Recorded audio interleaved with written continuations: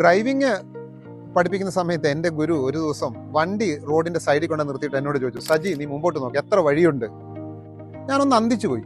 എന്നിട്ട് ഗുരു എന്നോട് പറഞ്ഞു, ഞാൻ നോക്കും ഒറ്റ വഴിയേ ഉള്ളൂ സാർ. അതല്ലടാ, ഇത് ചെറിയ വഴിയാണ്. അപ്പോൾ ഒരു വാഹനത്തിന് മാത്രം കഷ്ടിച്ചു പോകാൻ പറ്റുന്ന ഈ വഴിയിൽ നമുക്ക് 3 വഴി ഉണ്ടാക്കാം.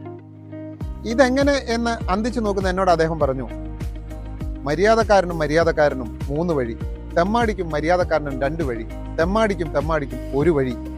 എനിക്കൊന്നും മനസ്സിലായില്ല. അപ്പോൾ അദ്ദേഹം എന്നോട് പറഞ്ഞു, നീ ഒരു തെമ്മാടിയാണെങ്കിൽ നീ റോഡിന് നടുക്കൂടെ വണ്ടി അങ്ങോട്ട് പിടിക്കും, എതിരെ വരുന്നവൻ തെമ്മാടിയാണെങ്കിലോ അവനും പിടിക്കും നേരെ തന്നെ. അപ്പോൾ ഒറ്റേ ഒരു വഴി, ബഹളവും കച്ചറയും അടിയും നടക്കും. തെമ്മാടിക്കും മര്യാദക്കാരനും 2 വഴി.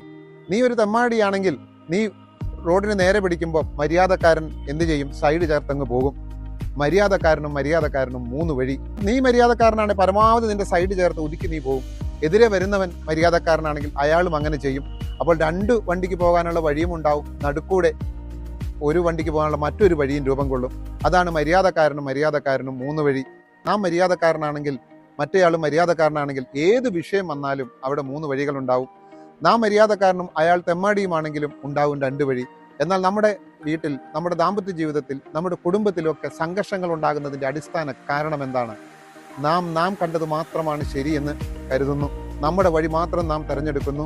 അങ്ങനെ തെമ്മാടിയും ചേർന്നപ്പോൾ ഒരു വഴിയാകുന്നതാണ് നമ്മുടെ ദാമ്പത്യ ജീവിതങ്ങളെയും കുടുംബ ബന്ധങ്ങളെയും ഒക്കെ സംഘർഷത്തിലേക്ക് നയിക്കുന്നത്. മാതാപിതാക്കളും മക്കളും തമ്മിൽ ഏത് വിഷയവും നമ്മൾ എടുത്തോളൂ, ഒരു വഴി മാത്രമേ ഉള്ളൂ എന്ന് നാം ചിന്തിക്കുന്നിടത്താണ് നമ്മളുടെ പ്രശ്നങ്ങൾ ആരംഭിക്കുന്നത്.